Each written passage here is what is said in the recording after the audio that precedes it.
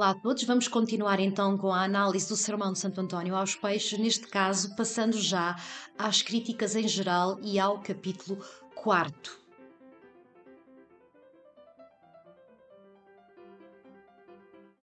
Antes, porém, que vos vades, assim como ouvistes os vossos louvores, ouvi também agora as vossas repreensões. Servir-vos-ão de confusão, já que não seja de emenda. A primeira coisa que me desedifica, peixes, de vós, é que vos comeis uns aos outros. Grande escândalo é este, mas a circunstância o faz ainda maior. Não só vos comeis uns aos outros, senão que os grandes comem os pequenos. Se fora pelo contrário, era menos mal. Se os pequenos comeram os grandes, bastara um grande para muitos pequenos. Mas como os grandes comem os pequenos, não bastam 100 pequenos, nem 1000 para um só grande. Olhai como estranha isto Santo Agostinho. Omnines pravis praeversisque cupiditatibus facti sunt, sicut piscis in vicem se deorantes. Os homens, com suas más e perversas cobiças, vêm a ser como os peixes que se comem uns aos outros. Tão alheia coisa é, não só da razão, mas da mesma natureza, que sendo todos criados no mesmo elemento, todos cidadãos da mesma pátria e todos finalmente irmãos, vivais de vos comer. Santo Agostinho, que pregava aos homens para encarecer a fialdade deste escândalo, mostrou-lhe nos peixes.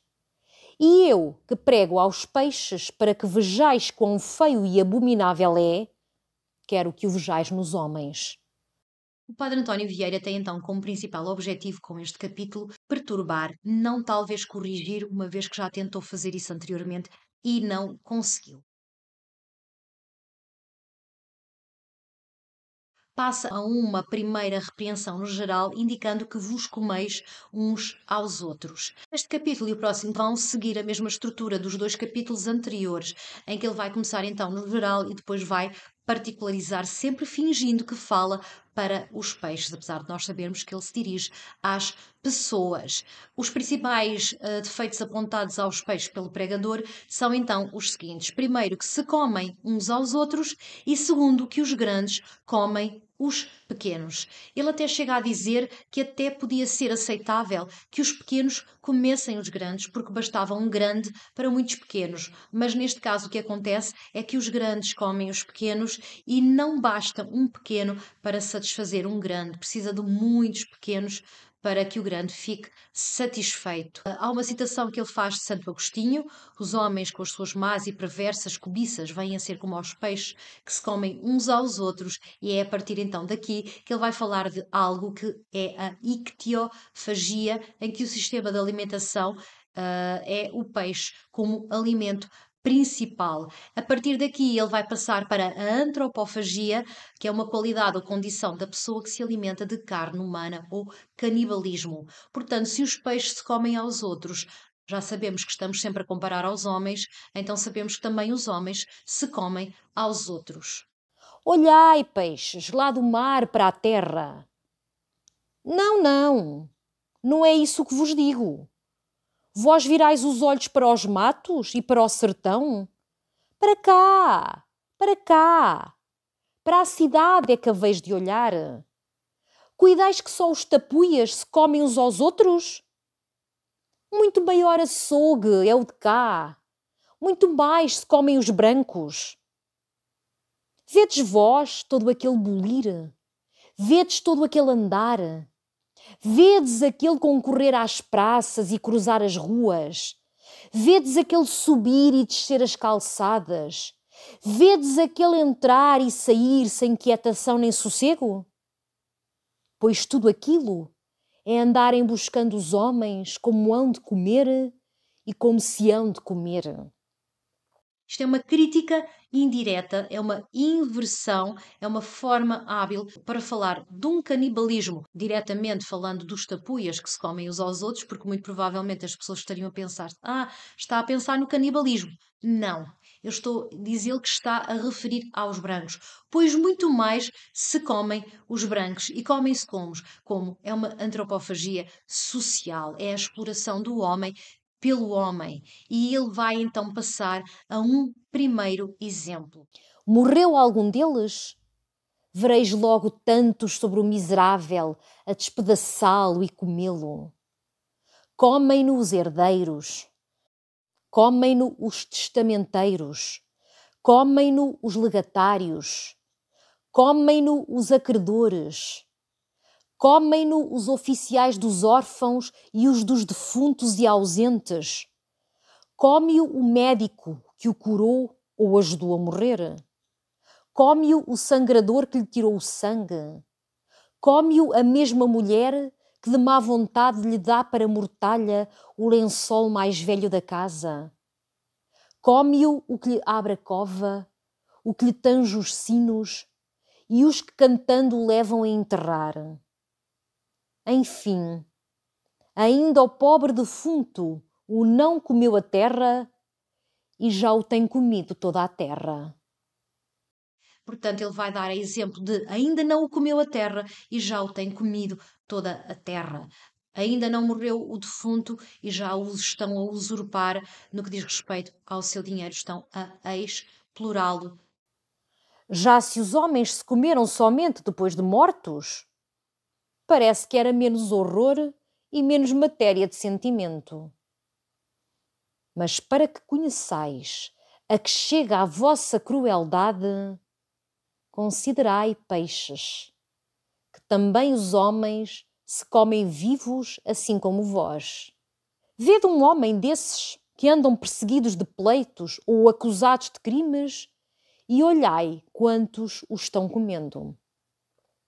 Come-o o meirinho, come-o o carcereiro, come-o o escrivão, come-o o solicitador, come-o o advogado, come-o o inquiridor, come-o a testemunha, come-o o julgador. E ainda não está sentenciado, já está comido. São piores os homens que os corvos. O triste que foi à forca não o comem os corvos, senão depois de executado e morto. E o que anda em juízo ainda não está executado nem sentenciado e já está comido. O segundo exemplo vai ser o do réu em julgamento, em que as pessoas vão tirar proveito daqueles que fizeram mal ou daqueles que são acusados de crimes. E de que modo os devoram e comem? Ut quibum panis. Não como aos outros comeres, senão como pão. A diferença que há entre o pão e os outros comeres é que para a carne há dias de carne, e para o peixe, dias de peixe, e para as frutas, diferentes meses no ano. Porém, o pão é comer de todos os dias, que sempre e continuadamente se come. E isto é o que padecem os pequenos.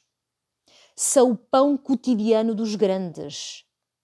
E assim como ao pão se come com tudo, assim com tudo e em tudo são comidos os miseráveis pequenos, não tendo nem fazendo ofício em que os não carreguem, em que os não multem, em que os não defraudem, em que os não comam, traguem e devorem. Parece-vos bem isto, peixes? Representa-se-me que com o movimento das cabeças estáis todos dizendo que não. E com olhardes uns para os outros, vos estáis admirando e pasmando de que entre os homens haja tal injustiça e maldade. Pois isto mesmo é o que vós fazeis. Se cuidais porventura que estas injustiças entre vós se toleram e passam sem castigo, enganai-vos. Assim como Deus as castiga nos homens, assim também por seu modo as castiga em vós. Mas se entre vós se acham acaso alguns dos que, seguindo a esteira dos navios, vão com eles a Portugal e tornam para os mares pátrios, bem ouviriam estes, lá no Tejo, que esses mesmos maiores que cá comiam os pequenos, quando lá chegam, acham outros maiores que os comam também a eles. Guarde-se o peixe que persegue o mais fraco para o comer, não se ache na boca do mais forte que o engula a ele. Nós o vemos aqui cada dia. Vai o xaréu correndo atrás do bagre, como o cão após a lebre. E não vê o cego que lhe vem nas costas o tubarão com 4 ordens de dentes que o há de engolir de um bocado.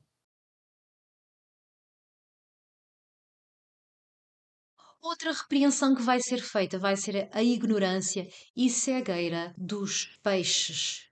Outra coisa muito geral que não tanto me desedifica quanto me lastima em muitos de vós é aquela tão notável ignorância e cegueira que em todas as viagens experimentam os que navegam para estas partes. Toma um homem do mar um anzol, ata-lhe um pedaço de pano cortado e aberto em 2 ou 3 pontas. Lança-o por um cabo delgado até tocar na água. E em o vendo o peixe, arremete cego a ele e fica preso e boqueando, até que assim, suspenso no ar ou lançado no convés, acaba de morrer. Pode haver maior ignorância e mais rematada cegueira que esta? Enganados por um retalho de pano, perder a vida? Dir-me-eis que o mesmo fazem os homens. Não vos nego. Dá um exército batalha contra outro exército. Metem-se os homens pelas pontas dos piques, dos chuços e das espadas. E porquê? Porque houve quem os engodou e lhes fez isca com 2 retalhos de pano. A vaidade entre os vícios é o pescador mais astuto e que mais facilmente engana os homens. E que faz a vaidade? Põe por isca na ponta desses piques, desses chuços e dessas espadas 2 retalhos de pano, ou branco, que se chama hábito de Malta, ou verde, que se chama de Avis, ou vermelho, que chama de Cristo e de Santiago. E os homens, por chegarem a passar esse retalho de pano ao peito, não reparam em tragar e engolir o ferro. E depois disso que sucede? O mesmo que a vós. O que engoliu o ferro, ou ali, ou noutra ocasião, ficou morto.